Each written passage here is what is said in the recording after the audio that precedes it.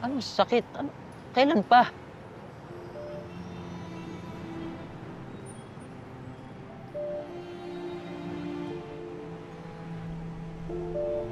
Ano yan?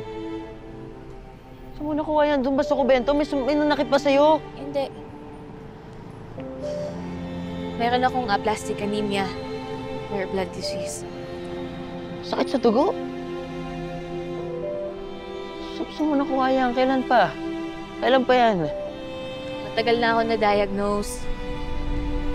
Nalaman ko to nung umalis ako sa ampunan kasi requirement doon sa unang trabaho ko na magpa-medical ako.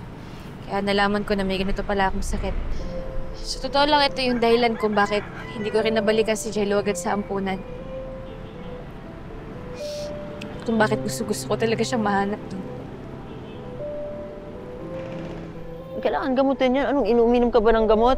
Anong operasyon? Kailangan mo ng dugo? Pwede akong mag-donate. Salamat, Sig. Pero wala na rin kasing lunas yung sakit ko eh. Sigurado ka, wala. Nakacheck ka na ba sa ibang doktor? Gusto mo samahan kita? Baka mali lang sila, baka nagkamali lang sila. Nagawa ko na din yan. Pa-check na rin ako sa ibang doktor. Pero pare-pareho lang naman din yung sinasabi nila eh. Nagagamot naman ako ngayon.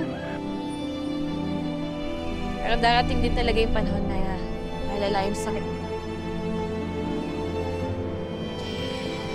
Kaya sa mga natitirang panahon ko dito sa mundo, gusto ko lang talaga makasama yung kapatid ko.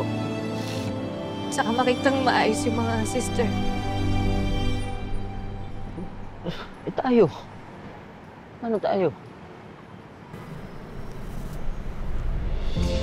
Sa totoo lang, Sig. Gusto ko.